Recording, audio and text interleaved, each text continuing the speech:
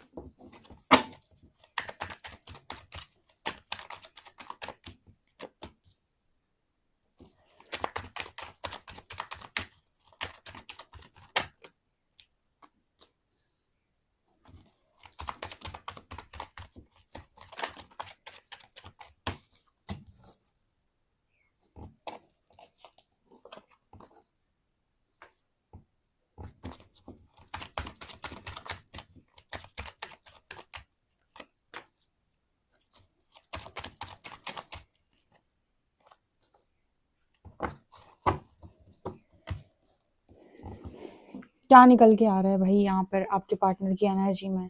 सबसे पहले तो यहाँ पर बहुत ज़्यादा विक्टिमाइज्ड एनर्जी निकल के आई है, और मैं आपको बताती हूँ अब धीरे धीरे सब कुछ। यहाँ पर ऐसा नज़र आ रहा है जैसे आपके जो पर्सन है राइट ना, उनकी एनर्जी में उन्हें ना मतलब जैसे कटाक्ष का सामना करना पड़ रहा है। ठीक है ना, जैसे कैसे लोग उसकी तरफ उंगलियां उठा रहे हैं। Trust your beliefs, don't listen to the world. तो जैसे ना यहाँ पर लोग उसको बताने का प्रयास कर रहे हैं कि तुम यहाँ पर गलत हो, तुमने ये गलत कर दिया, तुमने ये सही नहीं किया। जब आपको पता है कि ट्रिगर्स मिलते हैं तो क्या होता है आपके साथ, सबको मालूम है।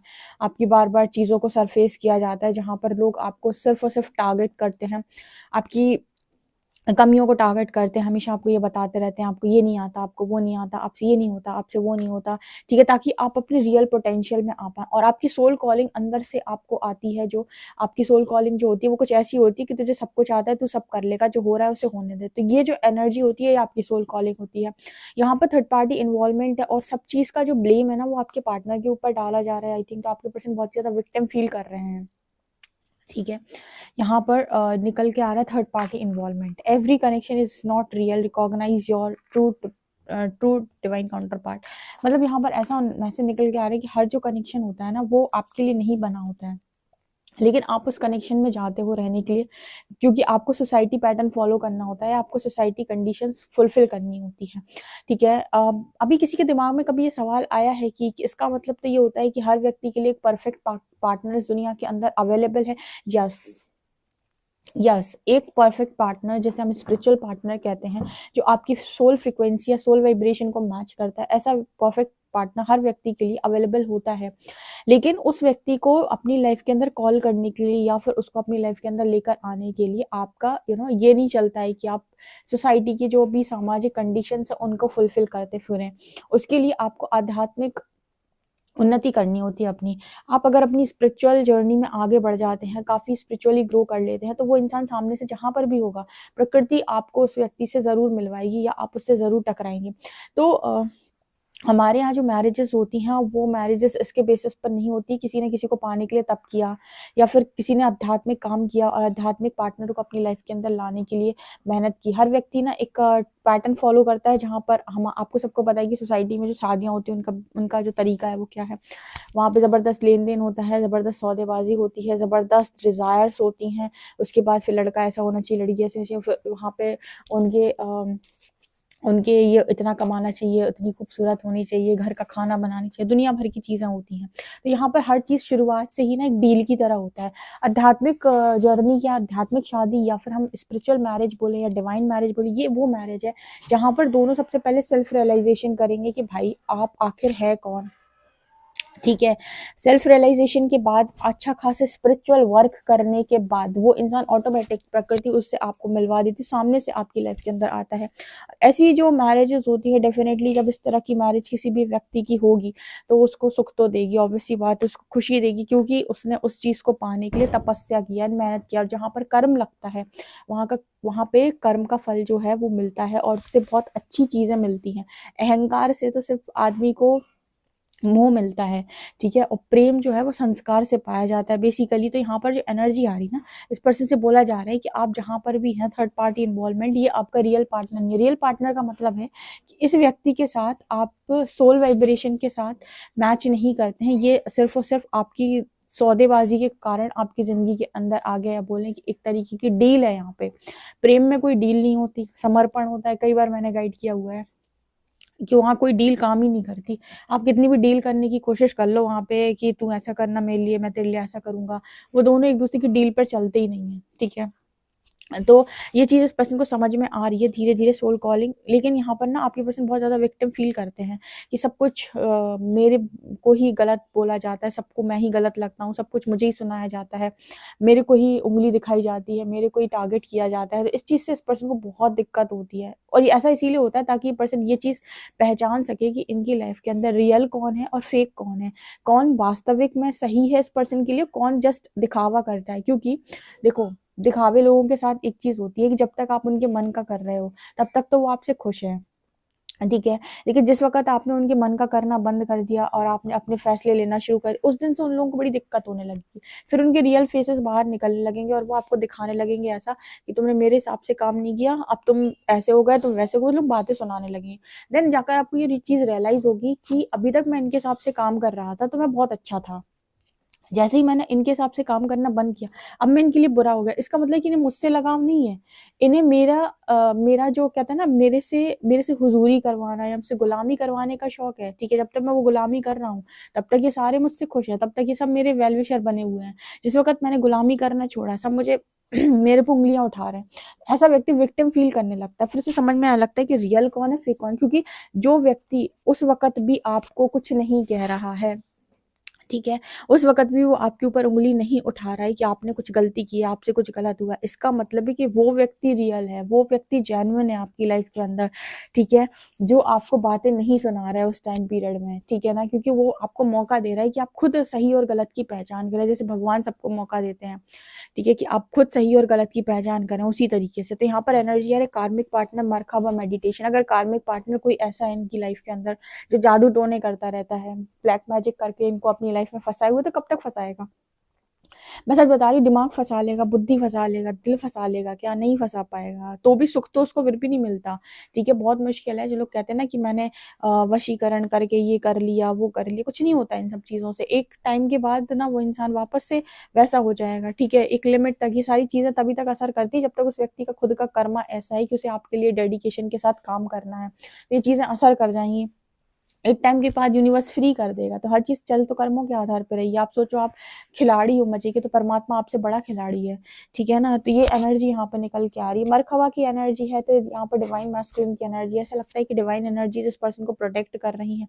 इनके चारों तरफ एक शील्ड बना रही हैं ताकि ना ऐसे ब्लैक मैजिक या फिर इस तरीके की नेगेटिविटी इस पर्सन के ऊपर हावी ना हो पाए, क्योंकि लोग इस पर्सन को बहुत ज़्यादा विक्टिम फ़ील कराने की कोशिश कर रहे हैं। हर व्यक्ति बस कमियाँ निकाल रहा है कि तुमने ये नहीं किया मेरे लिए, तुमने वो नहीं किया, तुम्हें ऐसा करना चाहिए था, तुम्हें वैसा करना चाहिए था। Mahadev the divine masculine astral experiences, आपके जो पर्सन है उनको एस्ट्रल एक्सपीरियंसेस हो रहे हैं। एस्ट्रल एक्सपीरियंसेस का मतलब हो गया कि सूक्ष्म जगत की चीज़ों का अनुभव करना, ठीक है? सोल की चीज़ों का अनुभव करना। सूक्ष्म जगत के बारे में अगर आपको जानना है तो आप ऐसे जान सकते हैं कि अगर हम अपनी ये 2 आँखें से जो जितना देख पा रहे हैं ना फिज़िकल वर्ल्ड, वो हमें दिखाई दे रहा है। लेकिन जिनके पास थर्ड आई अवेकनिंग होती है या फिर जिनकी थर्ड आई ओपन हो जाती है, वो सूक्ष्म जगत की चीज़ों को भी देख सकते हैं। जैसे जैसे कुछ ऐसी एनर्जीज, नेगेटिव एनर्जीज को देखना या पॉजिटिव एनर्जीज को देखना, आप उन्हें अपनी आंखों से देख सकते हो, इन्हीं दो नेत्रों से, ठीक है। या फिर आप थर्ड आई से उनको देख सकते हो कि आसपास कुछ एनर्जीज मौजूद हैं। तो इन ये सारी चीज़ें आपको अनुभव तब होती हैं जब आपकी स्पिरिचुअल जर्नी में आपकी स्पिरिचुअल ग्रोथ काफ़ी ज़्यादा हुई हो, स्पेशली आपकी थर्ड आई पर, ठीक है। तो कुछ चीज़ें ये पर्सन इस तरीके की अनुभव कर रहे हैं। यहाँ पर थिंक ट्वाइस की एनर्जी, कॉन्फ्लिक्ट। अब ये पर्सन ने ना एक चीज़ यहाँ पर बहुत अच्छे से सुन ली है कि फालतू में किसी के मुंह नहीं लगना तब तक जब तक ज़रूरत नहीं है। ये पर्सन पहले एक्शन लेने के पहले सोचते नहीं थे, इनके अंदर एक क्वालिटी थी कि पहले सोचते नहीं थे, जो गुस्से में आया वो कर दिया। अब इस पर्सन का ये है कि सोच समझ के एक्शन लेते हैं, ठीक है। जब तक इस पर्सन को 100% श्योरिटी नहीं है तब तक ये पर्सन एक्शन नहीं लेते, मतलब जब तक ये श्योर नहीं हो जाते कि मुझे ये करना है तब तक ये पर्सन एक्शन में नहीं आते। तो ये एनर्जी दिख रही है, कॉन्फ्लिक्ट की एनर्जी है। इसके अलावा ना, तो ये कार्ड बात कर रहा है come out of 3D fears and resolve the conflicts, peace on the way towards you. यहाँ पर ऐसा भी नजर आता है कि कॉन्फ्लिक्ट्स में चलना या फिर पढ़ना इस पर्सन ने बंद कर दिया है। एक्शन लेने के बाद 2 बार सोचते हैं कि इस व्यक्ति से मुंह लगना है कि नहीं, जिसे जो सुनाना सुनाते रहो, मुझे कोई फर्क नहीं पड़ता। तो कॉन्फ्लिक्ट्स को अवॉइड करने की कोशिश ये पर्सन बहुत ज्यादा करते हैं, लेकिन एक लिमिट तक। उसको बस कुछ नहीं है, वो नेचर के पास जाकर बैठ जाता है या बैठ जाती है, नेचर के साथ टाइम स्पेंड करते हैं, बस सोचते हैं वो किसी एक बच्चे के बारे में। यहाँ पर चाइल्ड की एनर्जी है, kids are present in the situation. हो सकता है single parent, single mother, single father की यहाँ पर बात हो रही हो, तो उन्हें अपने बच्चे की काफ़ी ज़्यादा चिंता रहती है, ठीक है। ये यहाँ एनर्जी है। I love you, take care of your inner peace. यहाँ पर नजर आता है कि कोई आपको आई लव यू बोलना चाहता है, यानी दिल से कोई आपसे बोलना चाहता है कि वो आपको बहुत बहुत बहुत ज़्यादा चाहता है, एंड कहीं ना कहीं take care of your inner peace, ठीक है ना। सो उसको मतलब ये कहने की कोशिश कर रहा है कि उसको पीस बस एक ही जगह मिलता है इस पूरी दुनिया में। अगर शांति कहीं मिलती है तो बस वो यही मिलती है। कहाँ? यहाँ पे, ठीक है। वो जो शांति इस पर्सन को मिलती है वो यहीं पर मिलती है। तो ये चीज़ यहाँ पर बोलना है कि पीस सिर्फ एक ही जगह पर क्रिएट होता है, बाकी तो हर जगह बवाल ही है। ये चीज़ यहाँ पर नजर आ रही है, ओके। मुझे ऐसा लगता है आपके पर्सन आपको दिन भर सोचते रहते हैं, तो शायद मैनिफेस्ट करते रहते हैं, कि सोच कर ही तो इंसान मैनिफेस्ट करता है। अगर आप दिन भर सोच रहे हैं, इट मीन्स कि आपको मैनिफेस्ट कर रहा है। तो ये एनर्जी आ रही है, ओके। आपसे कितना रेजोनेट कर रही बताएं। थोड़ा सा टैरो देखते हैं हम, टैरो से पता चलेगा बाकी का, okay. Hmm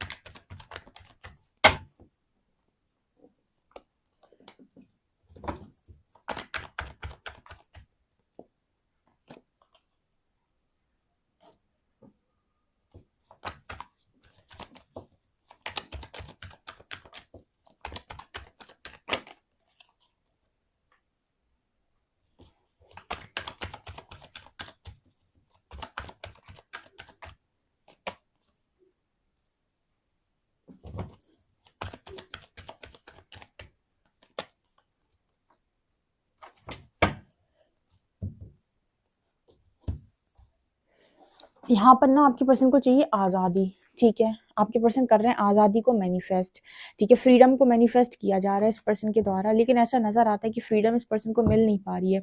10 of shorts and tower. देखो, आपको पता है कि इस दुनिया में फ्रीडम में जीने के लिए आपको बहुत सारे लोगों के अगेंस्ट में जाना पड़ता है, ठीक है। बहुत सारी चीज़ों को आपको नो बोलना पड़ता है, बहुत सारी सोसाइटी पैटर्न्स को आपको नो बोलना पड़ता है, और आपको ये मानना पड़ता है कि मैं इन चीज़ों को फॉलो नहीं करना चाहता, ठीक है ना। तो आपके पर्सन को चाहिए फ्रीडम अपनी लाइफ के। तो मैं आपको एक बहुत अच्छी बात बताती हूँ, जितने भी डिवाइन सोल्स है, डिवाइन बींग्स हैं, एक लिमिट तक लोग इन्हें कंट्रोल कर सकते हैं।